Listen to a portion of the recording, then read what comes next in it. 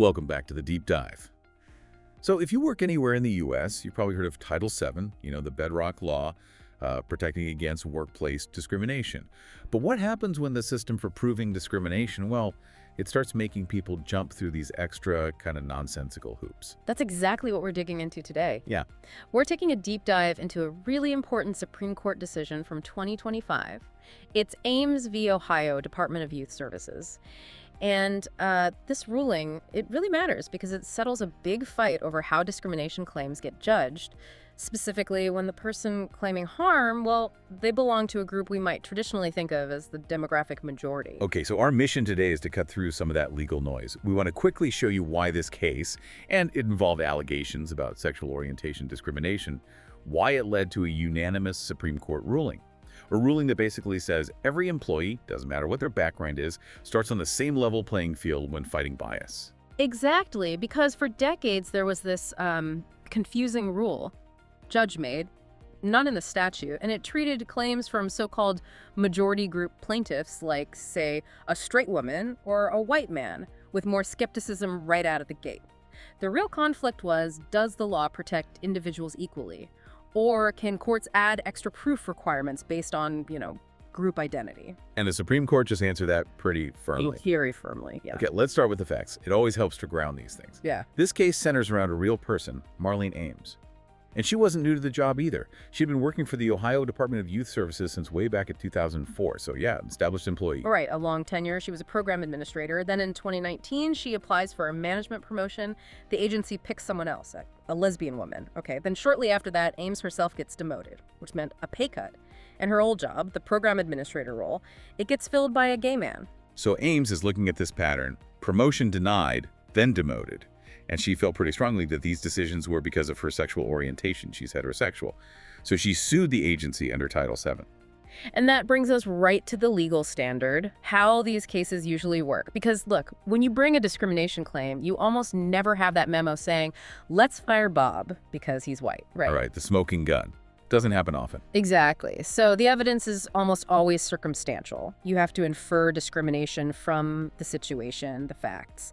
And because of that, courts use a specific tool, an analytical framework, to sort through it. Okay, so without that smoking gun, how do courts usually handle? What's the standard procedure? It guides like almost every employment lawsuit. Right, it does. It's called the McDonnell-Douglas burden shifting framework. Think of it as a kind of three-step dance courts use to organize the evidence. And the first step, that one's usually the easiest hurdle. That's right. Step one is the prima facie case. Basically, the plaintiff just has to show some initial evidence suggesting discrimination could have happened. The burden is usually described as not onerous. It's a low bar. Meaning, what does that typically look like? Usually just showing, you were qualified for the job or the promotion, you suffered an adverse action like being demoted or not hired, and maybe the position went to someone outside your protected group. Simple stuff initially. Okay, simple enough. So if the plaintiff clears that low bar in step one, then the burden shifts. Correct. It shifts to the employer for step two. Now the employer has to provide a legitimate, non-discriminatory reason for what they did. Like? Oh, maybe the person who got the promotion had, better specialized training. Or maybe the demotion was part of broader budget cuts. Importantly, at this stage, the employer doesn't have to prove it was the real reason. They just need to state a legitimate one. Got it. State a reason. Then step three, that sounds like the main event. The plaintiff's chance to really argue their case.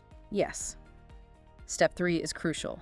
The plaintiff gets the chance to show that the reason the employer gave, it was false.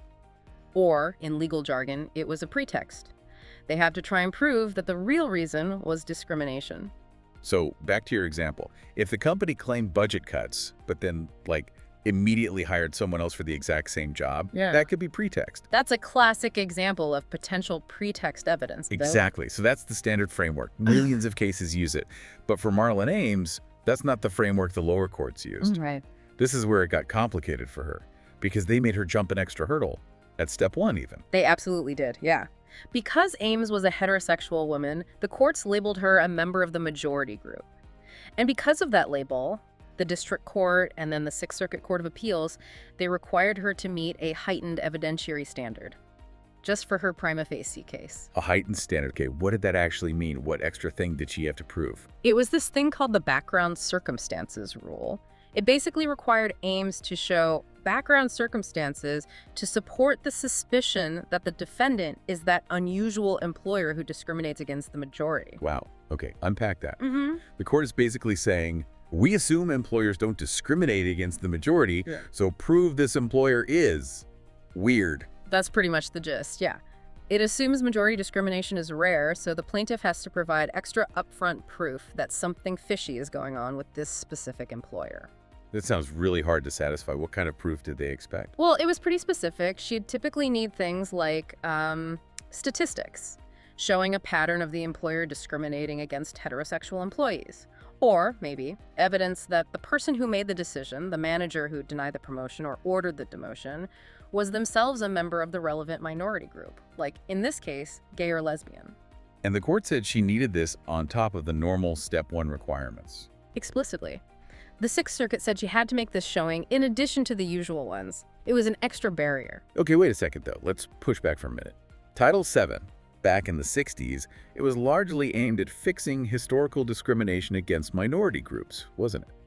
So, I mean, isn't it just common sense that maybe there should be a slightly higher bar for these reverse discrimination claims, given the history? You know, that sentiment, that's likely exactly how this judge-made rule came about and why it persisted for so long. It feels intuitive to some people based on history. But the Supreme Court, looking strictly at the text of Title VII, said absolutely not. The law itself makes zero distinction based on history or group status. It protects any individual. Full stop. The moment a court imposes an extra requirement on any plaintiff just because of their race or sex or sexual orientation, you're violating the plain words of the statute Congress wrote. So practically, what did this extra hoop, this background circumstances rule, mean for Marlean Ames' lawsuit? It was basically a death blow to her case in the lower courts. By making her meet this tougher standard right at Step 1, the courts found she hadn't made her prima facie case. And boom, they dismissed her claim. Wow. So she never even got to Step 2 or 3. Exactly. And this is the key practical point for listeners, especially anyone working right. This rule often meant these kinds of cases died early, at summary judgment. The plaintiff never got to do discovery, never got to see the company's internal emails or interview witnesses to try and prove the employer's stated reason was phony. It was a huge barrier just to get your foot in the courthouse door. Okay, right. So let's go to the Supreme Court. They take the case, and they strike down this rule unanimously. That's pretty rare for big cases, isn't it? It really is, especially on contentious issues. Justice Jackson wrote the opinion for a unanimous court, 9-0. And the ruling was crystal clear. The background circumstances rule is invalid. It just cannot be squared with Title VII. So they vacated, meaning wiped out, the Sixth Circuit's judgment and sent the case back down. Back down to be reconsidered using the proper standard this time. Precisely.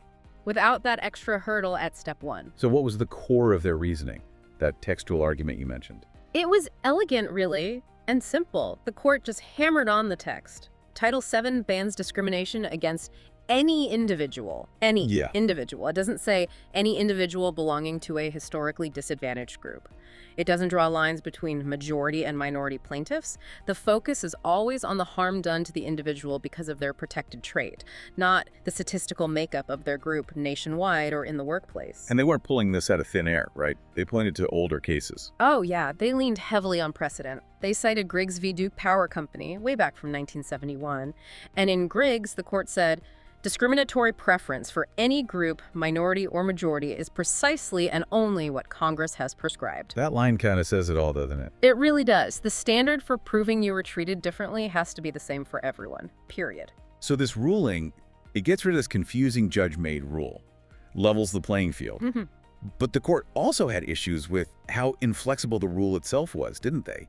Even beyond the textual problem. They did. They pointed out that this rule forced all so-called majority plaintiffs into the same rigid box. It demanded these very specific types of evidence we talked about, statistics or proof about who the decision maker was in every single case. And the court has said over and over again that the prima facie standard needs to be flexible. It has to adapt to the specific facts and context of each case. Right, not a one-size-fits-all checklist. Exactly. They'd rejected those kinds of rigid formulas before, and this was just another example. Okay, so unanimous ruling, great news for employees, simplifies things. But then there's the concurrence, this separate opinion from Justices Thomas and Gorsuch. And this is where, as you said, the deep dive takes maybe more philosophical or provocative turn. Definitely. They agreed with the outcome, absolutely, strike down the rule. But Justice Thomas, joined by Justice Gorsuch, used this case as a platform. A warning shot, almost. They called this background circumstances rule a paradigmatic example. There are words of judges basically making up law that messes with the actual statute, creating complexity where Congress just wanted clarity. And one of their big criticisms, which feels really relevant for anyone just trying to navigate work or life, was how impossible this rule was for courts to actually apply consistently. Exactly right. The rule forced courts into this awkward position of deciding who is the majority. And the concurrence pointed out that majority is, well, vague and ill-defined. It led to absurd situations in courtrooms. Can you give an example? Because, I mean, how hard can defining majority be? Yeah. Seems simple. But it gets tricky fast when you think about context. Take women, for instance. Nationally, women are a demographic majority in the U.S. population, okay? But what if you're a woman working in, say, construction, or maybe high-tech? You're likely a distinct minority in that specific workplace or industry. Okay, yeah, good point. Or think about race.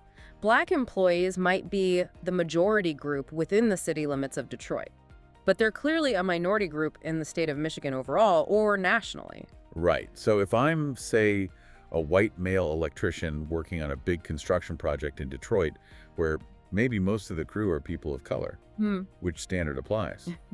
Am I a majority plaintiff because I'm a white guy?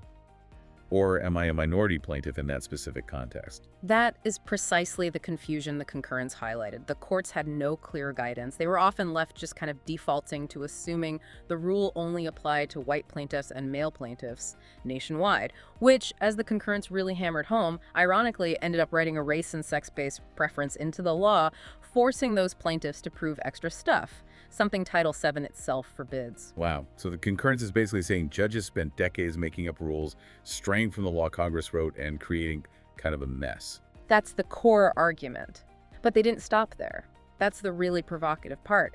They used this opportunity to question the entire foundation we talked about earlier, the McDonnell-Douglas framework itself. Whoa, okay, hold on. That three-step test, that's like Employment Law 101. It's been around for 50 years. Why challenge that? Because, as they pointed out, McDonnell-Douglas, just like the background circumstances rule, is also a judge-made framework.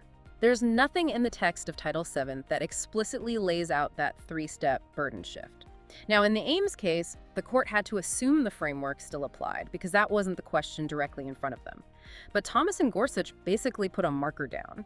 They suggested the court really ought to take a hard look at whether that whole three-step framework is still workable and useful, especially when courts are deciding whether to throw cases out early at summary judgment. What problems do they see with that 50-year-old test, practically speaking? Well, one major criticism is that it forces courts into this artificial distinction between direct evidence and circumstantial evidence. If a plaintiff has supposedly direct evidence, like that racist email we mentioned, then technically McDonnell-Douglas doesn't apply. But if they only have circumstantial evidence, like a pattern of hiring or suspicious timing, then it does apply. And this, they argue, often leads to pointless fights just about how to categorize the evidence instead of focusing on the main question. It creates continuing confusion for the lower courts. So, putting that simply, they're saying this three-step test, which was supposed to make things clearer, often makes courts argue about labels. Okay. Instead of just figuring out the bottom line. Was there actually discrimination here? That's the essence of it, yeah. They argue the only real question should be, has the plaintiff met their burden under the statute to show intentional discrimination? Yes or no? And this framework, in their view, has sometimes gotten in the way of that fundamental question rather than helping to answer it. Okay, so let's wrap this up, bring it back home for everyone listening. The big lesson from Ames v. Ohio Department of Youth Services seems really clear. Title VII means what it says. It protects any individual equally. This ruling simplifies things, right? Make sure every employee, no matter their background, faces the same starting line, the same initial hurdle when they challenge alleged discrimination. Absolutely. The key takeaway for any manager, any employee listening today is that the law is now focused squarely back on that core question. Did this person's protected characteristic, their race, sex, religion, national origin, or, as clarified in other cases, sexual orientation or gender identity, did it actually cause them harm in an employment decision? Courts can't pre-screen claims based on your group status anymore, not at step one. Okay, and now for that final provocative thought you mentioned, building off that Thomas and Gorsuch concurrence. If the Supreme Court just threw out one judge-made rule, this background circumstances test, because it's strayed from the text and confused courts for decades. Does that signal they might be willing to reconsider, maybe even dismantle, other big, long-standing, judge-created legal frameworks, like the McDonnell-Douglas test itself? Or are these frameworks, maybe despite their flaws, actually necessary guardrails? Do they provide enough stability and guidance for the, thousands upon thousands of everyday employment cases? That's the big question hanging in the air now. Is this the start of a broader trend back towards stricter textualism and interpreting statutes, potentially upending decades of case law? Or was this just fixing one particularly problematic rule? We'll leave you with that massive potential shift to think about. Definitely something to mull over. Thanks for diving deep with us today. We'll see you next time.